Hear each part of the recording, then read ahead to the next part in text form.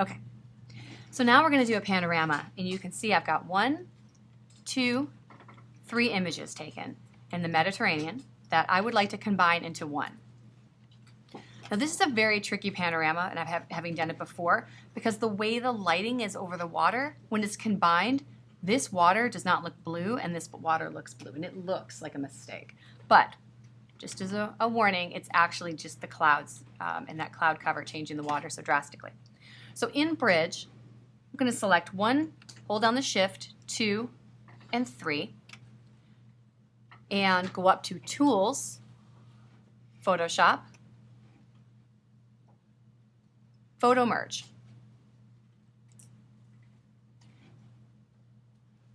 And then Photomerge will open. It'll say, do you want to use the files that are open? Use these files? Sure.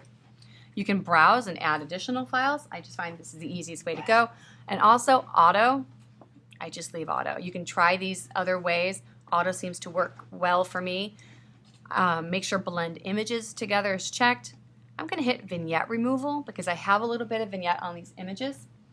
And I'm going to hit OK. And this will be the shortest video that I make because I don't have to do anything.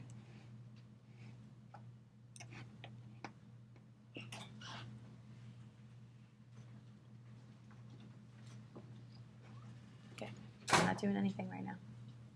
It's doing it all. It loads them and merges them. The thing about panoramas is if they don't work the first time, there's a different algorithm every time, so maybe redo them. That's it.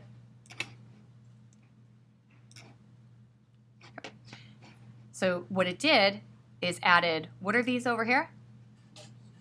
Layer masks, exactly. And it edited them together, little pieces. I'm going to have you flatten this image, layer, flatten image, and you can crop it by just selecting the crop tool. And I'm going to go up and use unconstrained.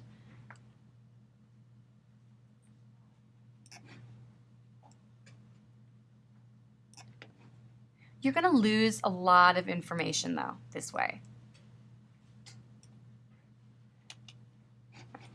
And I don't know. If you want to do it that way, you absolutely can. Just crop it. What's the other way of doing it where you don't lose, half the image? Yeah, or retouching those corners, right? So you can turn it in like this, absolutely. You would go File, Save As, Katarina _EX5, call it B, whatever. They're all going to be in the same folder. Format, JPEG, all right, and hit Save. JPEG options, 12 is good. Now, if you want to challenge yourself, and for those of you guys that did the retouching project and did so well, I say challenge yourself to do this. Add some additional layers and go in and try retouching. What you can do is duplicate the background copy, make a selection, edit, fill, use content aware, and it should get you pretty close. And you could do sections, little sections like that.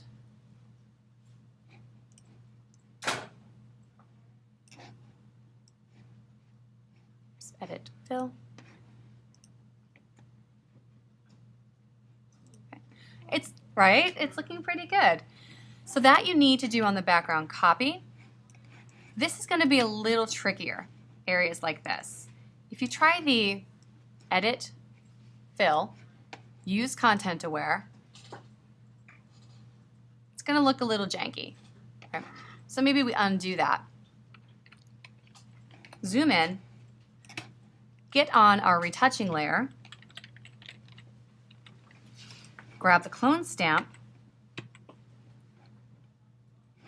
current and below, option, click.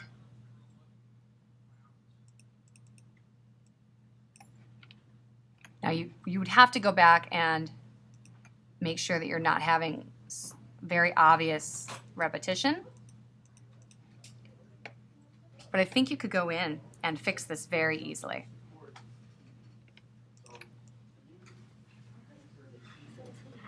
Okay.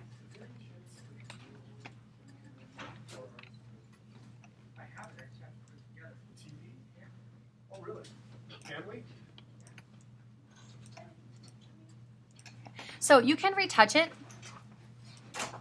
like this. You may want to try the Edit Content Aware fill on some of the sandy areas.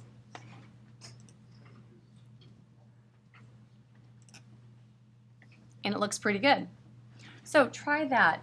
The other thing for the retouching, because that corner is a bit tough, what you can do that's a little easier is on the background copy, select the marquee, make a selection of some already pre-existing bench, layer, new layer via copy. You guys probably see where I'm going with this. Drag it down, edit, transform, perspective.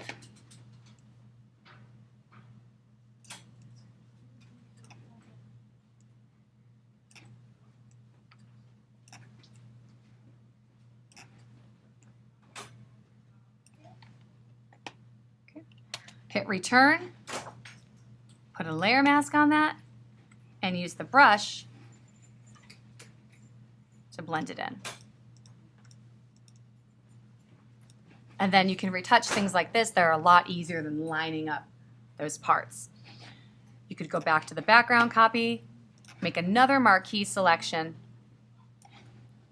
edit, fill, use Content Aware, and see how it works. And if there's too much repetition, which there may be, then you can go back in and retouch over it. Now that's kind of a weird thing. I'm not sure why it selected almost nothing. Let's see, edit, fill. Okay. So you may have to clone this in or healing brush that in. Probably clone because there's no information below for it to blend into. But you can get a lot done that way. And then you don't lose about half of your image. When you're done with this, if you do retouching, you have the option to save it as a PSD, so I can see your retouching. And if you don't want to retouch, you can save it as a JPEG. Okay, any questions? Sound good? All right.